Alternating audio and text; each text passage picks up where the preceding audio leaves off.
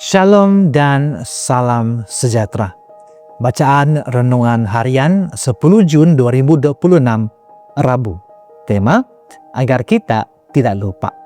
Mari berdoa. Bapa di surga, kami terus mengundang pimpinan Tuhan pada pagi ini. Roh Kudus-Mu kiranya memimpin kami pada saat ini Tuhan. Firman-Mu dapat kami mengerti, sesuai kehendak dan rencana Tuhan. Dalam nama Yesus, hamba sudah berdoa. Amin. Pojok bacaan, penglihatan reformasi kesehatan. Ayat inti, kamu tentu tahu bahwa tubuhmu itu tempat kediaman Roh Kudus yang telah dikurniakan Allah kepadamu. 1 Korintus pasal 6 ayat 19.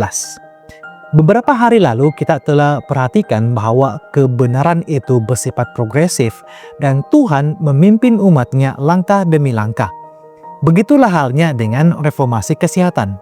Setelah asas doktrin dan organisasi diterapkan, isu gaya hidup termasuk reformasi kesehatan menjadi peringkat seterusnya dalam perkembangan Adventisme dan kebenaran masa kini.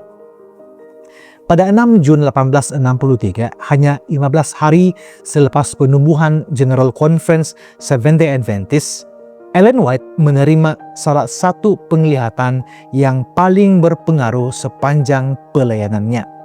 Pada hari yang sama, beliau menulis, "Saya melihat bahwa kini kami, beliau dan James harus dengan bersungguh-sungguh menjaga kesehatan yang Tuhan telah berikan karena tugas kami masih belum selesai. Saya melihat bahwa kami harus menggalakkan sikap yang ceria, penuh harapan dan damai karena kesehatan kami bergantung padanya. Semakin sempurna kesehatan kita, semakin sempurnalah pekerjaan kita."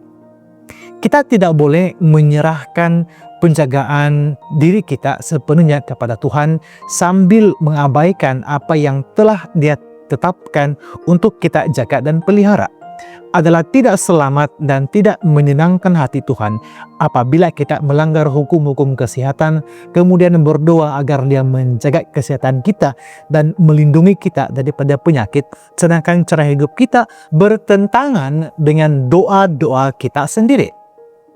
Saya melihat bahwa menjaga kesehatan adalah satu kewajiban suci dan kita juga perlu menyadarkan orang lain akan tanggung jawab mereka.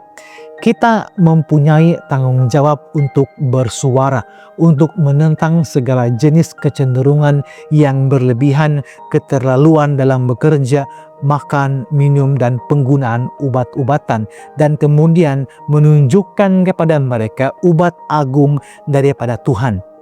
Air yang jernih dan lembut untuk merawat penyakit, menjaga kesehatan, kebersihan, dan untuk kenikmatan.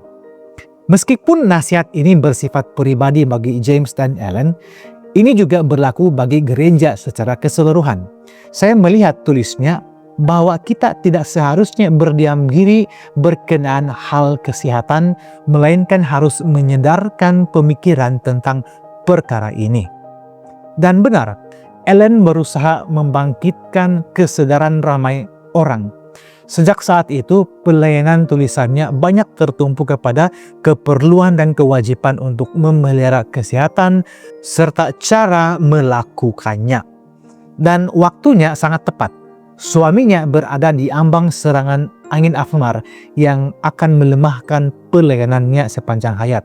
Mereka baru saja kehilangan 2 daripada 4 orang anak akibat penyakit, dan sebagian besar kepimpinan gereja pula bergelut dengan penyakit kronik. Tidak ada yang lebih diperlukan pada waktu itu selain berkat kesehatan yang baik, dan itu masih benar hingga kini. Demikianlah bacaan renungan kita hari ini. Tuhan memberkati kita semua. Amin.